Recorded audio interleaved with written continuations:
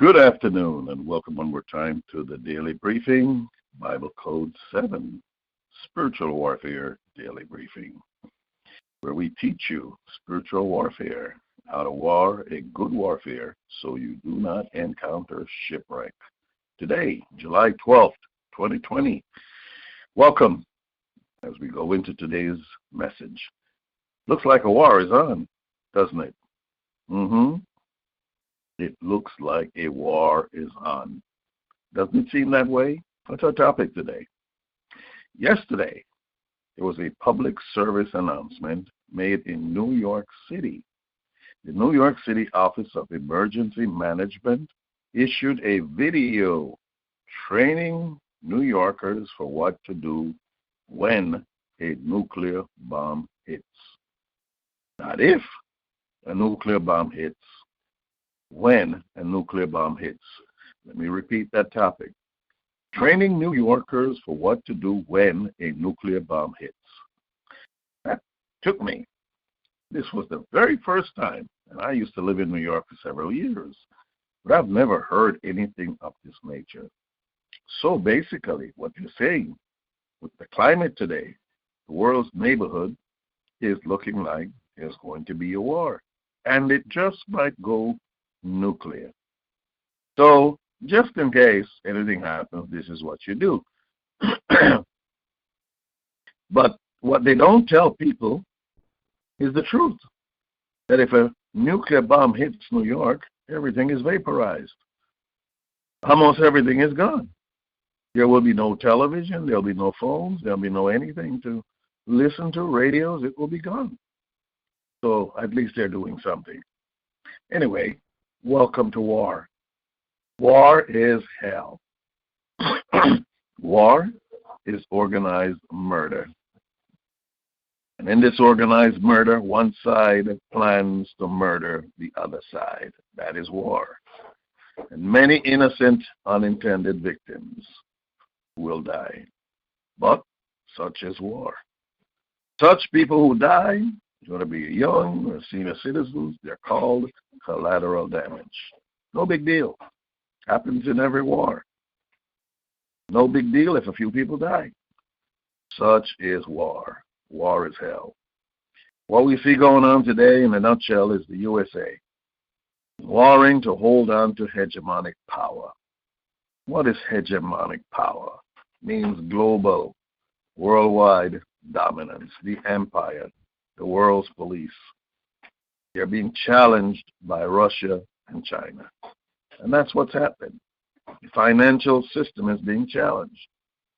Petrodollar, the American dollar, is no longer the world's reserve currency. It is being challenged by China and by Russia. America is going to go to war over that. Remember I taught you, love of money is the root of all evil. And hidden in plain sight are the people behind the wars. Who are behind wars? The rich who rules over the poor. The rich do not want a change in the status quo. They want to maintain everything the way it's going. No changes. Don't do a thing. We rule.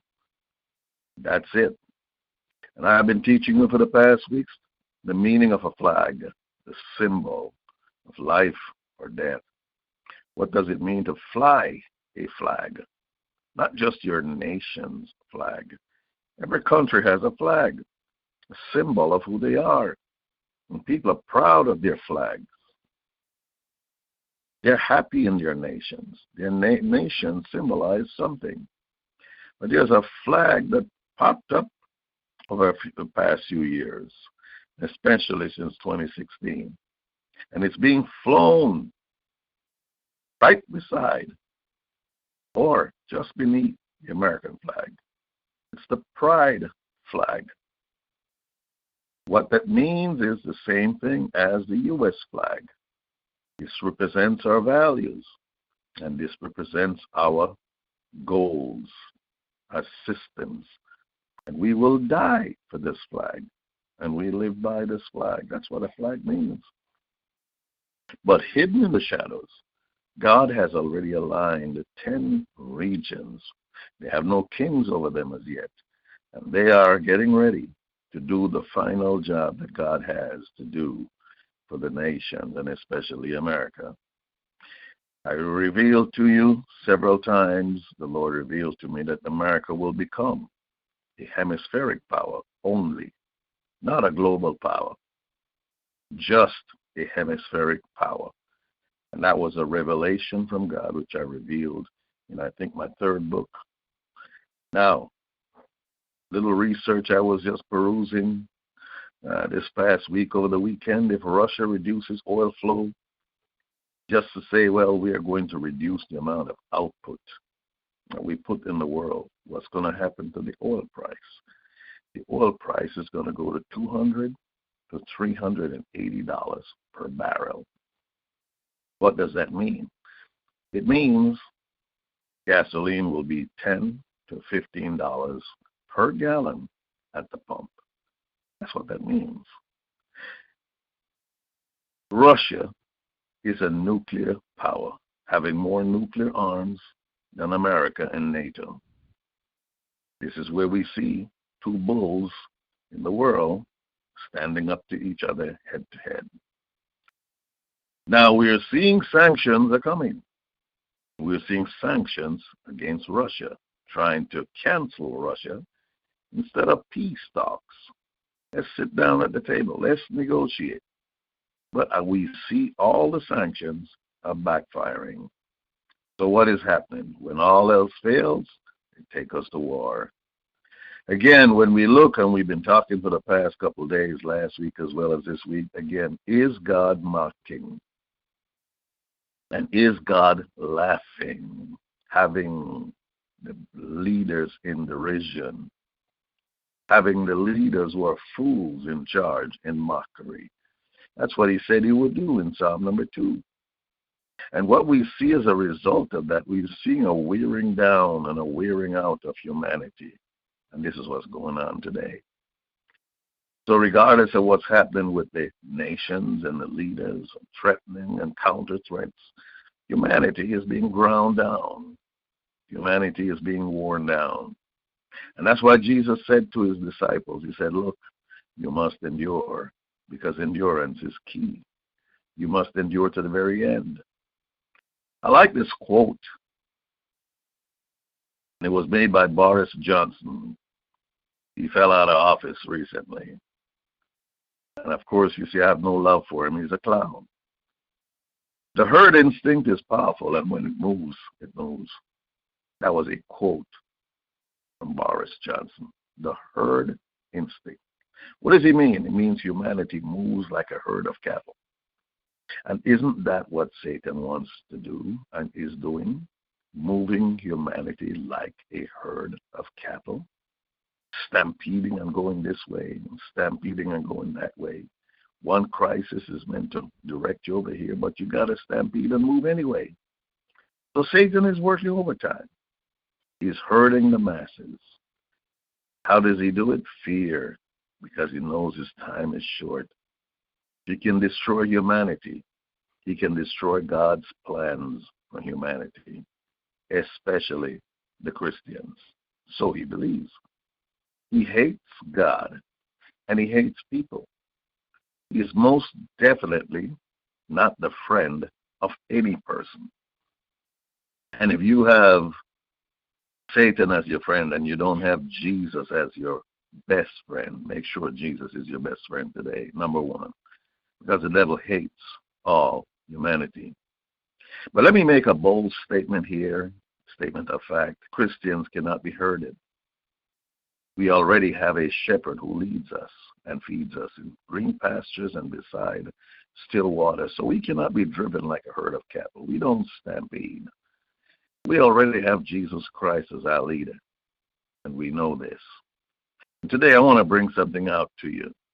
There'll be 21 great judgments, the Bible teaches us in the book of Revelation. And there'll be 3 great wars in each judgment. Now, the first judgment, 7 of them, the 7 seals judgment. And there is a great war in that judgment. Let me spell it out to you. Revelation 6. When he opened, and verse 7, when Jesus opened the fourth seal, there came, he said, come and see. And he says, and I look, and behold, a pale horse, and his name that sat on him was Death. Hell followed with him. Power was given unto them over the fourth part of the earth, or 1/4 of the earth, to kill with sword, with hunger, and with death, and with the beasts of the field. So 25% of the world, 1/4, the fourth part, will die with sword, hunger, death, and the beasts of the field.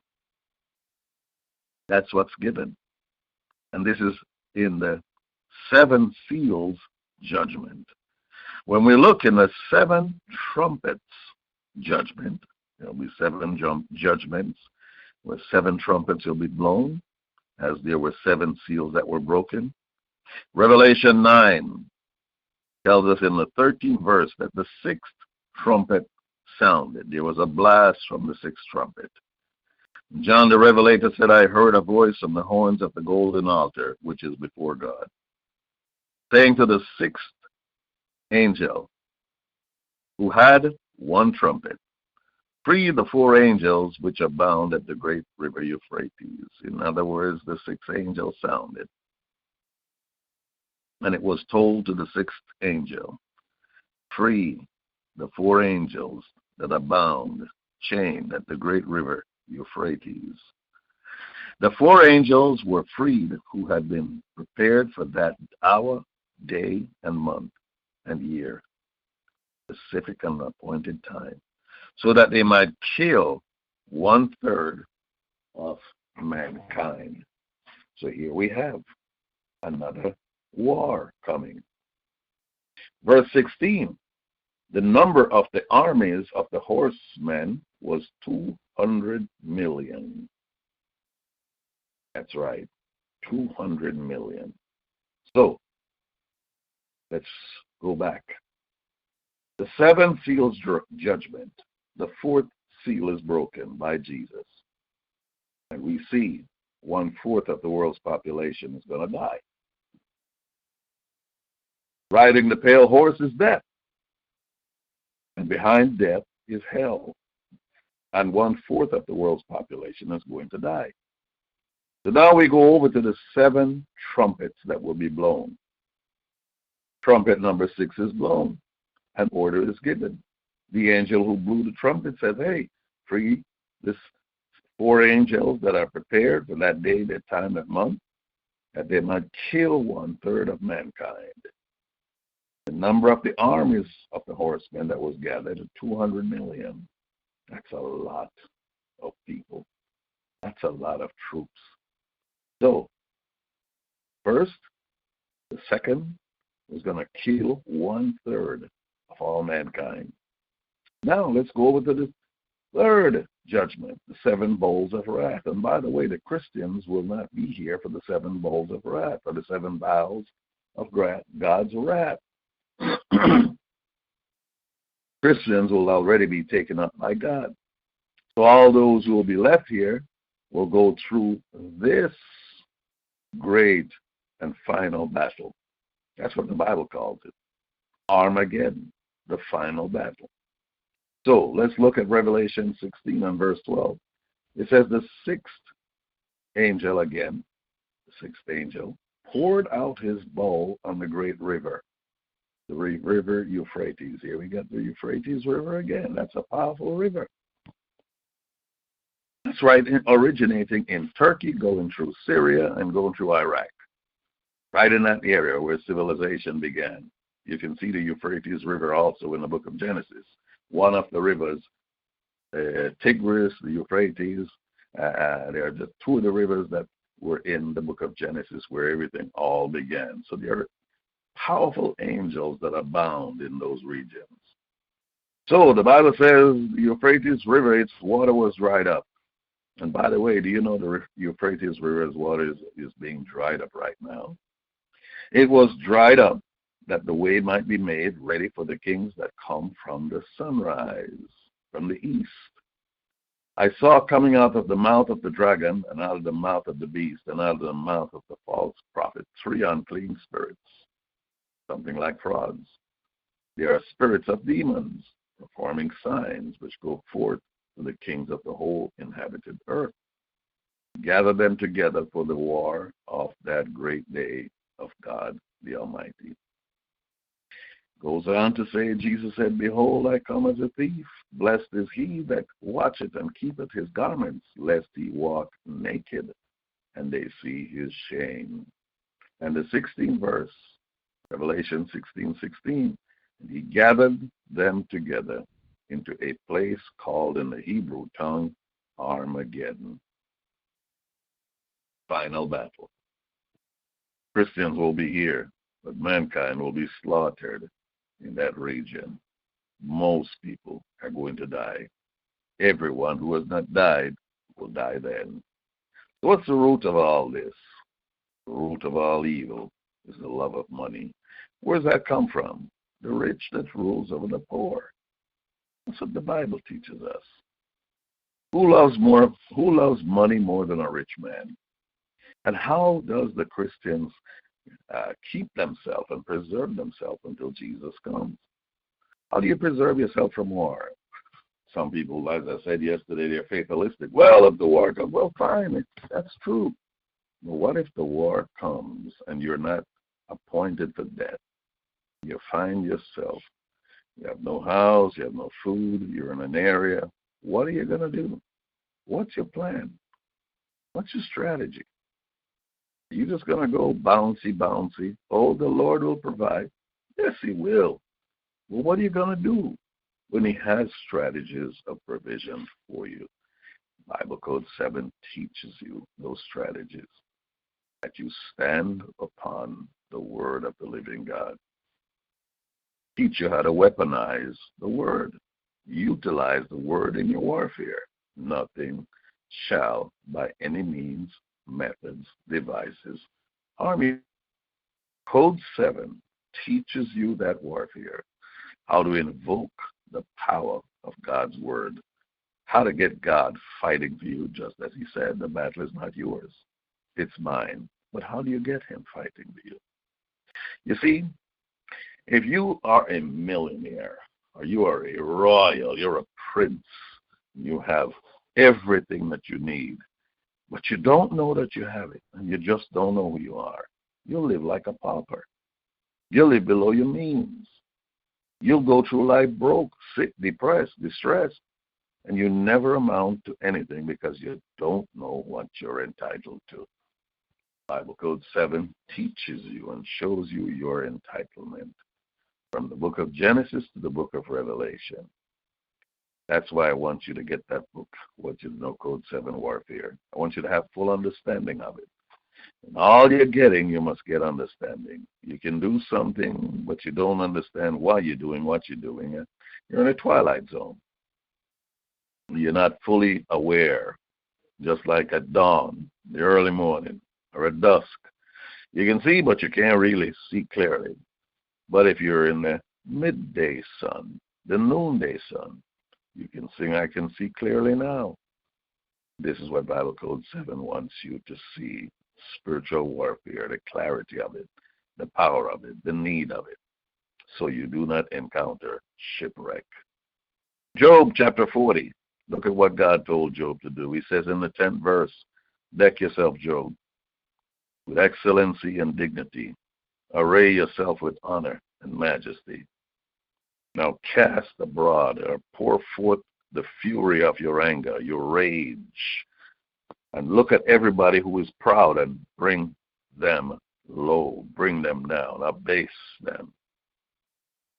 Put out your anger and your rage against the proud.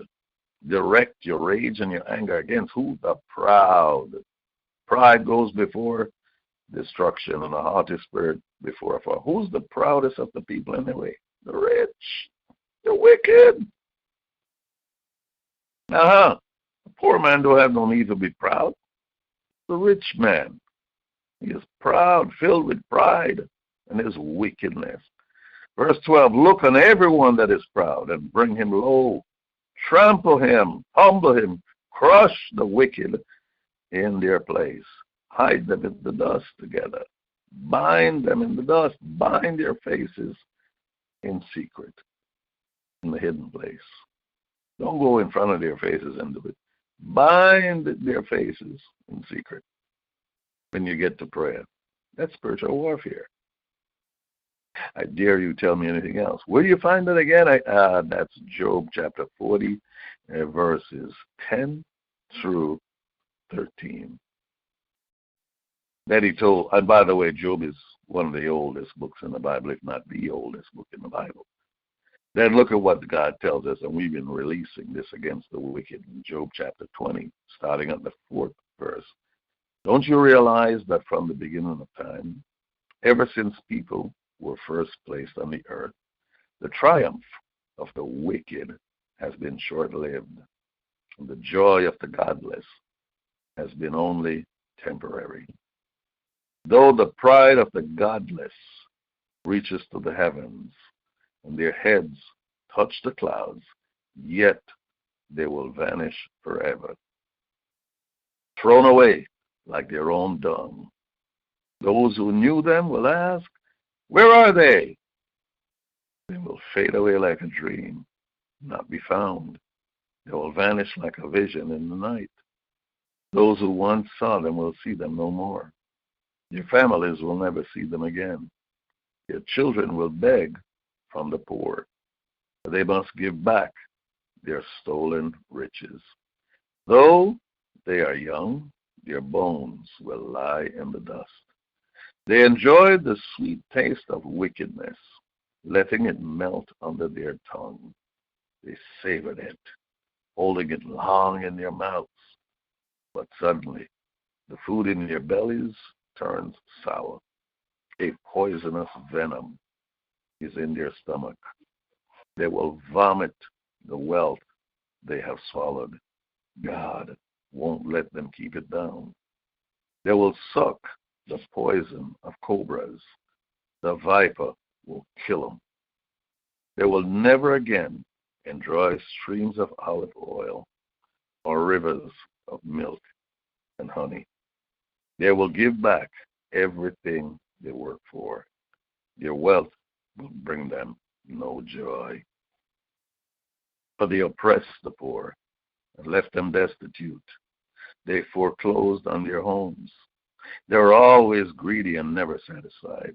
Nothing remains of all the things they dreamed about. Nothing is left after they finish gorging themselves. Therefore, their prosperity will not endure. In the midst of plenty, they will run into trouble, be overcome by misery. May God give them a belly full of trouble. May God rain down his anger upon them. When they try to escape an iron weapon, a bronze-tipped arrow will pierce them. The arrow is pulled from their back, and the arrowhead glistens with blood. The terrors of death are falling upon them. Their treasures will be thrown into deepest darkness. The wildfire will devour their goods, consuming all they have left. The heavens will reveal their guilt, and the earth will testify against them. A flood will sweep away their house. God's anger will descend on them in torrents. This is the reward that God gives the wicked. It is the inheritance decreed by God. That is the word of the living God. Mighty angels of God are going up, watching over this word to bring it into performance across the nations of the world. It's not limited to being here in the USA, but across the entire globe. That's the power of Code 7 warfare. I want to teach it to you. Go to BibleCode7.com. Make sure you get one of our books, at least one. Study, learn the strategy, spiritual warfare, Code 7 warfare. Use it. Make sure you endure until Jesus returns. May the Lord bless you. May he keep you. He make his face to shine on you and be gracious to you. May the Lord God lift up the light of his countenance upon you and give you his peace, both now until he returns. Have yourself a fabulous and victorious day. God